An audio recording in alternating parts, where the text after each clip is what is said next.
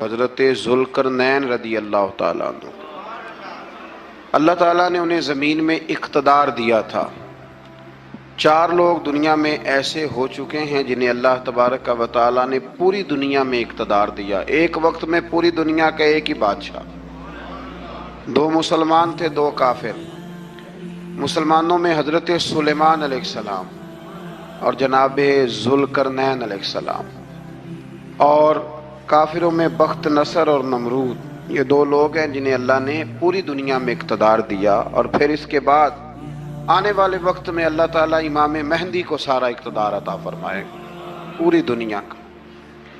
حضرت ذوالقرنین کے بارے میں 2 روایات ہیں، ایک تو یہ ہے کہ وہ نبی تھے اور ایک یہ ہے کہ نہیں وہ ولی تھے، لیکن مجھے حضرت مولا علی شیر خدا رضی اللہ تعالیٰ عنہ کا قول ملا ہے جس میں آپ نے فرمایا ہے کہ نہیں وہ نبی نہیں تھے، تو اس لیے میرا نظریہ یہی ہے کہ وہ اللہ کے ایک نیک بندے تھے۔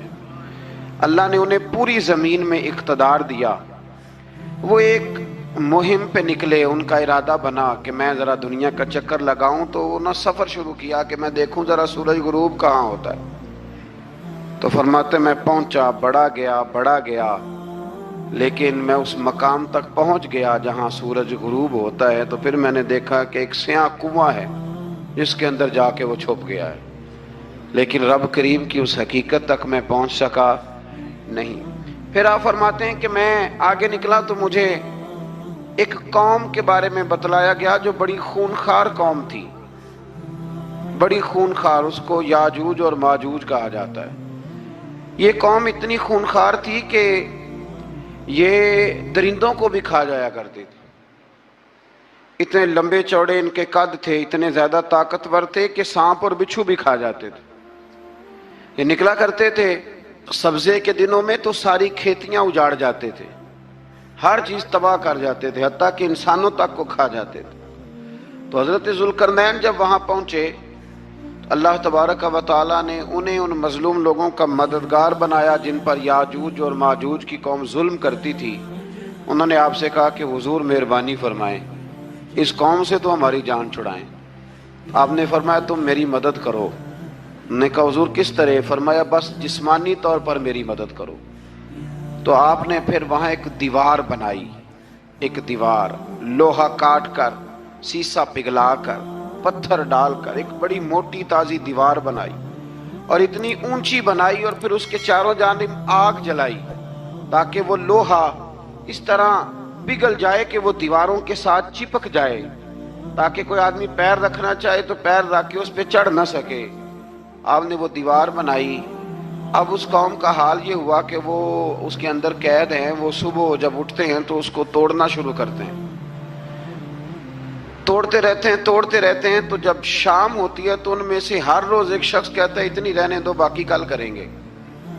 لیکن جب وہ سویرے اٹھتے ہیں تو اللہ تعالیٰ اس دیوار کو پھر سے مضبوط فرما دیتا ہے۔ نبی کریم علیہ السلام نے فرمایا قرب قیامت میں ایک وقت آئے گا، قیامت کے قریب جا کے ایک ٹائم ایسا آئے گا کہ اس مخلوق میں سے ہی ایک شخص پکارے گا اور پکار کے کہے گا کہ اب سو جاؤ انشاءاللہ۔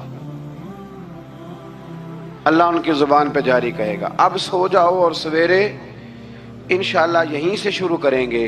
تو فرمایا وہ چونکہ انشاءاللہ کہیں گے تو پھر اللہ تبارک و تعالی اگلے دن اس دیوار کو وہیں پہ رکھے گا جہاں رات کو انہوں نے اسے چھوڑا تھا۔ اگلے دن وہ توڑیں گے تو دیوار ساری ٹوٹ جائے گی، اور پھر اللہ تبارک و تعالیٰ کا فضل ہوگا تو مسلمان کی طرف وہ بڑھیں گے، وہ قتل و غارت کریں گے، پھر سے وہی درندگی کریں گے، تو پھر حضرت عیسیٰ علیہ السلام ان کے لیے دعا کریں گے۔ تو دعا کا یہ حال ہوگا کہ ان کے وجود پر کچھ ایسی چیزیں برآمد ہوں گی جن کی وجہ سے وہ مر جائیں گے، ختم کر دیے جائیں گے، قیامت کے قریب جا کے وہ دوبارہ آئیں گے۔ اس کے بعد پھر اللہ تبارک و تعالیٰ نے سورہ کہف کی آخری آیات میں 7 سمندر اور ان جیسے اور بھی آ جائیں، فرمایا 7 سمندر ہوں اور ان جیسے اور بھی آ جائیں اور مل کر وہ روشنائی بن جائیں تو میرے رب کے کلمات ختم ہونے سے پہلے سمندر ختم ہو جائیں گے۔ اور آخری آیت میں اللہ تعالیٰ نے فرمایا کہ اے رسول صلی اللہ تعالی علیہ وسلم آپ کہہ دیجئے کہ میں تمہاری طرح ہی ایک बशर हूँ, अना बशरुम मिसलकुम, मैं भी तुम्हारी तरह एक। अब मिसलकुम का बहुत सारे लोगों ने तर्जुमा अपनी तरह का कर लिया है, हालांकि हुजूर सल्लल्लाहु ताला अलैहि वसल्लम ने फरमाया कि बशर होने में मैं तुम्हारी तरह हूँ, रसूल होने में तुम्हारी तरह नहीं, अल्लाह का हबीब होने में तुम्हारी तरह। और वो ये जो मैं कह रहा हूँ ना, नहीं, तो ये सही बुखारी के लफ्ज़ हैं। हुजूर ने फरमाया अय्युकुम मिसली, कौन है तुम में जो मेरी तरह हो, ये सही बुखारी के लफ्ज़ हैं। अल्लाह तबारक व तआला समझने की तौफीक अता फरमाए। फिर इससे आगे सूरह मरियम शुरू होती है। इस सूरत में अल्लाह तबारक व तआला ने हज़रत ज़करिया अलैहिस्सलाम का जिक्र फरमाया है कि वो लावलद थे और बुढ़ापे की उम्र को पहुँच चुके थे। उन्होंने अल्लाह ताला से औलाद की दुआ की जो इनका और आले याकूब का वारिस हो, तो अल्लाह ताला ने उन्हें बेटे की बिशारत अता फरमाई जिसका नाम उन्होंने याहया रखा, बल्कि ये नाम उन्होंने पहले से रख लिया था। ये याहया नाम उन्होंने पहले से रख लिया था। मुझे अब लोग किस सेंस में मसला पूछते हैं ये नहीं मुझे बता, लेकिन मुझसे एक दोस्त ने कुछ दिन पहले पूछा कि पैदाइश से पहले बच्चे का नाम रखना जायज़ है, तो मैंने उन्हें कहा कि हाँ, आप सूरह मरियम पढ़ेंगे तो आपका अंदाज़ा होगा कि हज़रत ज़करिया ने बेटे का नाम पहले ही रख दिया था, क्योंकि उन्हें यकीन कामिल था कि रब करीम मुझे बेटा ही अता फरमाएगा। तो हज़रत याहया अलैहिस्सलाम को अल्लाह ताला ने बचपन में ही नबुव्वत अता की और किताब दी। इनके औसाफ ये बयान किए कि वो पाकीज़ा और मुत्तकी थे, माँ बाप के साथ नेकी करने वाले थे और सरकश नहीं थे। इन पर सलाम हो जब वो पैदा हुए, और इन पर सलाम हो जब उनकी वफ़ात हुई, और क़यामत के दिन जब उन्हें उठाया जाएगा। इससे मालूम हुआ कि नबी करीम अलैहिस्सलाम पर या किसी भी नबी पर सलाम भेजना और उस दिन पर सलाम भेजना जिस दिन अल्लाह ताला ने उन्हें पैदा फरमाया है, ये कुरान मजीद से साबित है। यानी आप ये कह सकते हैं कि जिस सुहानी घड़ी चमका तैबा का चाँद, उस दिल अफरोज सात पे, दिल अफरोज सात पे, तो ये ऐने कुरान मजीद है कि जिस दिन वो पैदा हुए उस दिन उन पर सलाम। अल्लाह ताला समझने की तौफीक अता फरमाए।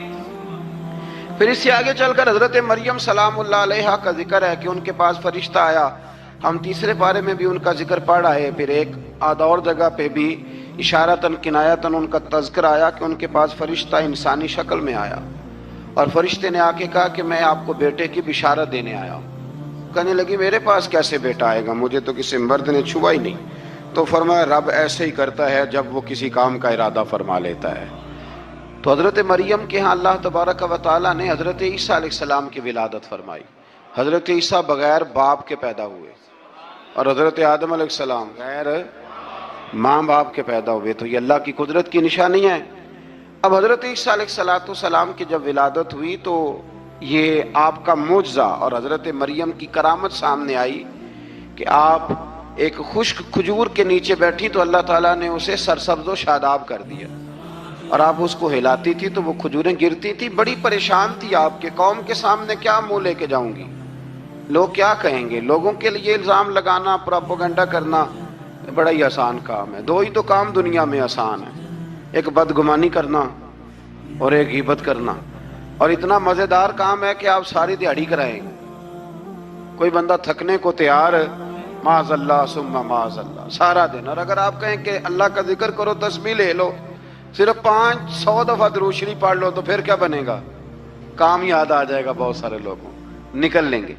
कभी कभी कुछ चीज़ें बड़ी याद रह जाती हैं। एक शायर ने एक शेर कहा था, मेरी थोड़ी सी शेरी ज़ौक़ है तो मुझे दिलचस्पी है, रह जाती हैं कुछ बातें ज़हन में।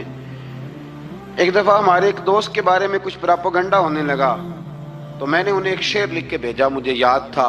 मैंने एक शेर लिखा, किसी शायर ने कहा था कि मखलूक तो फनकार है इस दर्जा के पल भर में, संगे दरे काबा से भी असनाम तराशे। काबे के अंदर से मिट्टी लेके लोग बुत बना लेते हैं और अल्लाह का शरीक बनाते हैं। तो कहने लगा शायर के मखलूक तो फनकार है इस दर्जा के पल भर में, संगे दरे काबा से भी असनाम तराशे।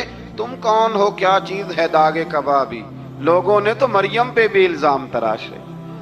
लोग तो मिनट लगाते हैं, वो जो रही मस्जिद में, पली मस्जिद में, लोगों ने इल्जाम लगाने का वक्त आया तो इल्जाम लगा दिया, सैयद आयशा सिद्दीका पे लगा दिया। सिद्दीक की बेटी और सिद्दीका। आप सोच सकते हैं कि लोग कहां तक जाते हैं और बातें कहां तक पहुंचती हैं। तो ये मेरे रब करीम का फजल और करम है कि जनाब मरियम की बारात का ऐलान भी कुरान ने किया और हजरत आयशा सिद्दीका की बारात का ऐलान भी कुरान पाक ने फरमाया, ये भी कुरान मजीद ने फरमाया है। और कल परसों भी बात हो रही थी हजरत यूसुफ अलैहिस्सलाम की, तो इल्जाम तो लगते रहते हैं। तो मैंने उस दिन भी सवाल किया था, फिर दोहराता हूं कि गलती क्या थी हजरत यूसुफ की।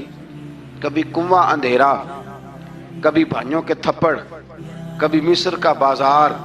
और जरा सोचो तो सही, जब बोलियां लगती हैं इंसान की तो क्या हाल होता है। और फिर जरा ये भी तो देखो ना कि जब जुलेखा ने इल्जाम लगाया तो फिर क्या हाल है। और फिर 12 साल की जेल। पर रब फरमाते हैं शाने मैंने यूसुफ को ही अता फरमाई। तो हजरत मरियम सलामुल्लाह अलैहा जब वो बेटा लेके गई उनके पास, तो उन्होंने कहा ये कहां से आ गया। आप फरमाने लगी मैंने तो चुप कर रोजा रखा हुआ है, इसी से पूछ लो ये कहां से आया है, यही बताएगा। पंघूड़े में थे हजरत ईसा अलैहिस्सलाम, पंघूड़े में। तो कुरान मजीद कहता है कहने लगे काला इन्नी अब्दुल्लाह। हजरत ईसा बोले और बोल के कहने लगे मैं अल्लाह का बंदा हूं। और आतानी अल किताब, खाली नहीं आया, किताब साथ लेके आया हूं। वजअलनी नबिया, और उसने मुझे नबी बना के भेजा है। तो हजरत ईसा अलैहिस्सलाम पंघूड़े में हैं, तो कलाम फरमा रहे हैं, अपने नबी होने का ऐलान फरमा रहे हैं। अब उस बंदे के करीब जाके उससे सवाल करने को दिल नहीं करता जो नबी पाक के बारे में कहता है 40 साल के बाद नबी बने। यहां पंघूड़े में हजरत ईसा कलाम करें, पंघूड़े में, और वो पंघूड़े में कहे मैं नबी हूं। और तो अपने रसूल के बारे में ये कहे कि बकरियां चरा रहे थे तो माज़अल्लाह उन्हें पता ही नहीं था कि मैं नबी बन जाऊंगा। ऐसी कोई बात नहीं। आला हजरत फरमाते हैं अल्लाह अल्लाह वो बचपने की फबन, यानी बचपन में भी रंग ढंग निराले थे मेरे रसूल के। अल्लाह अल्लाह वो बचपने की फबन, उस खुदा भाती सूरत पे लाखों सलाम, उस खुदा भाती सूरत पे। और मरहूम आजम चिश्ती ने भी एक जुमला बड़ा खूबसूरत कहा, उसने कहा तेरी हयात पाक का हर लम्हा पैगंबर लगे, तेरी हयात पाक का हर लम्हा पैगंबर लगे।